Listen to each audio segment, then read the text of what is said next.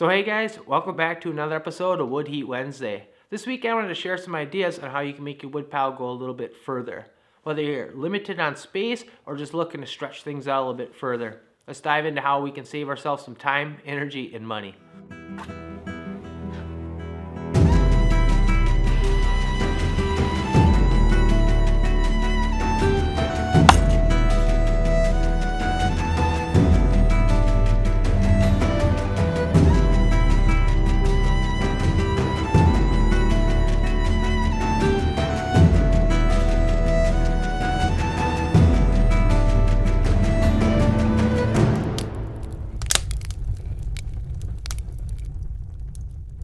So if you live here in the US and you've ever looked at any sort of heating source, a lot of times you see something stamped on there, maximum BTUs. BTU stands for British Thermal Units. Basically, it's a way to measure how much heat is required to bring 1 pound of water up 1 degree Fahrenheit. Now this is great when you're looking at wood furnaces because it can help you calculate out how much space that furnace is going to heat, but this also does apply to different heating sources, whether that's propane, heating oil, natural gas, and same goes with firewood. And of course, not all variety of trees are equal. There's some that are a lot more dense than others, and you get a lot more heat out of that. So if you jump online, there's a lot of great resources breaking down different varieties of trees and how many million BTU units per cord of wood. Chimney sweep is a great one. They have the list broken down into 2 different orders. One is ranked largest to smallest based on BTUs, and then the other list is just things sorted alphabetically. Another great resource out there is the Firewood Hoarders Club. Really a great online forum, really friendly community over there. And if you go over to the resource page, they have the same list broken down with an additional column. They have an approximate drying time for different varieties of wood, and this is also very sortable depending on what you want it sorted on, whether that's alphabetically, by number of BTUs, or drying time. So where this comes in really handy is when you start becoming familiar with the common trees that grow in your area and start learning which ones return the most amount of BTUs per cord of wood.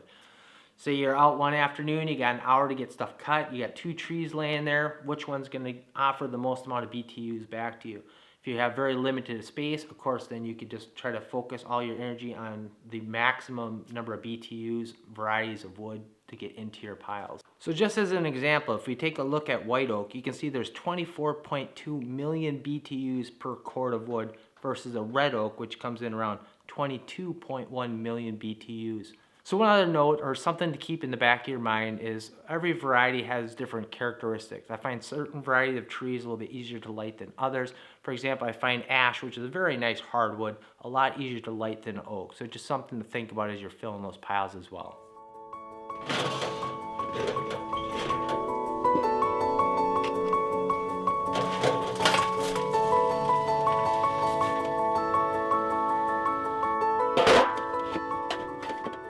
So probably one of the least glamorous things, at least for me, is taking a look at your home. How well or how energy efficient is your house can make a huge difference on the amount of wood that you burn each year. We've lived in some pretty drafty houses and we lived in some pretty insulated houses, and it makes a big difference on how well that winter goes for you or how comfortable you are.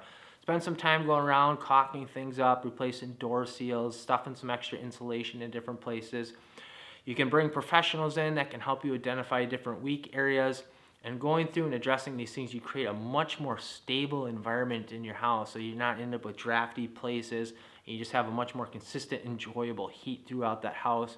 You burn a lot less wood, your house stays warmer longer. It can make a pretty big difference, and of course it will pay you back on both ends. As you get into the heat of the summer and you're trying to keep your house cool, it'll be working for you at that time as well. Another little thing you can do related around your house is on a nice sunny day, get your curtains open. It's amazing the amount of heat that comes in just from the radiant heat of the sun, even in the dead of the winter. If you have some heavy duty curtains, even better, you can close those up at night just to help seal some of that heat in.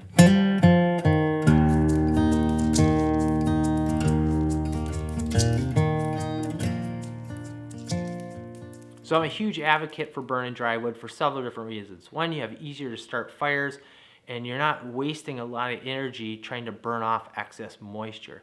A lot of green or wet wood can contain up to half of its weight in water, and the very first step in combustion is to actually vaporize off that water.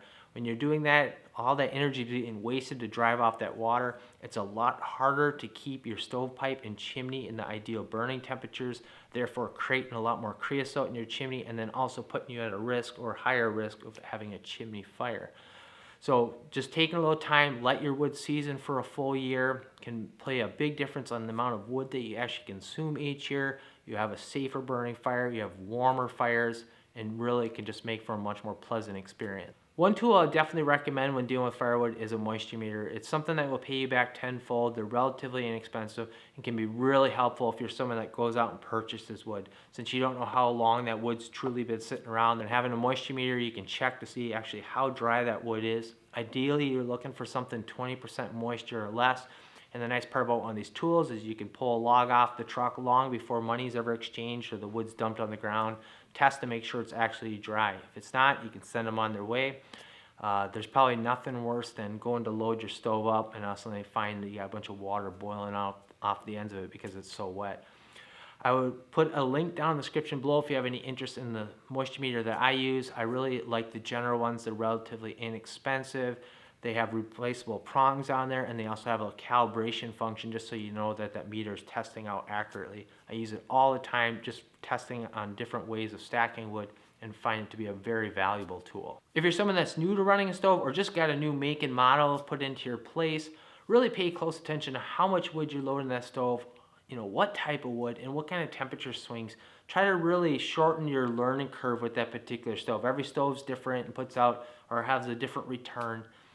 And by doing that, you can really eliminate a lot of wasted wood. I remember when we first put in our particular stove, there was a few times that we'd go to load that stove.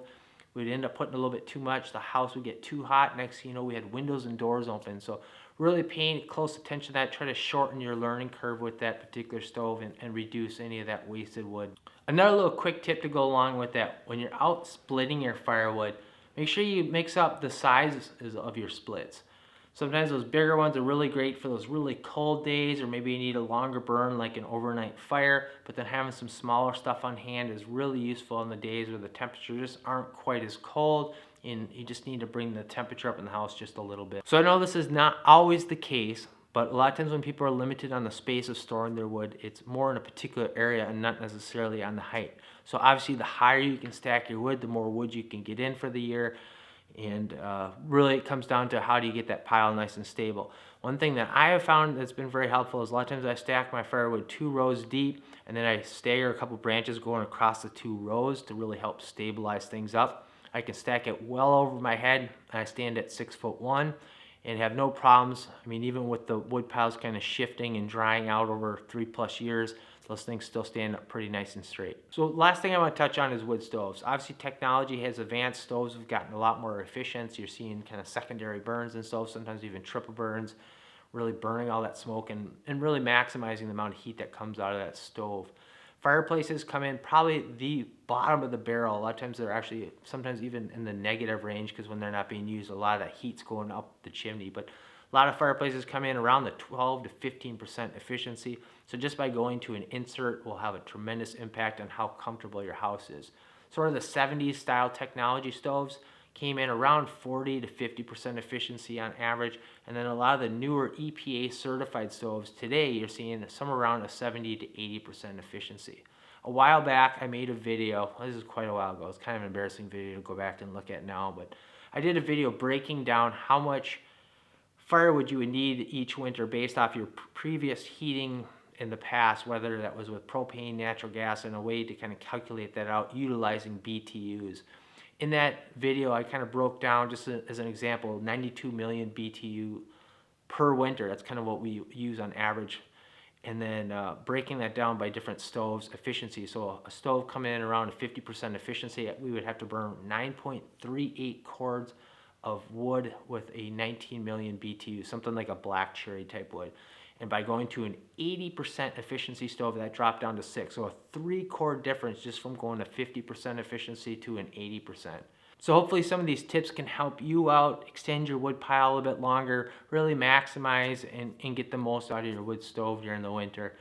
Hope you guys enjoyed the video, and we'll see you on the next one. Thanks for watching.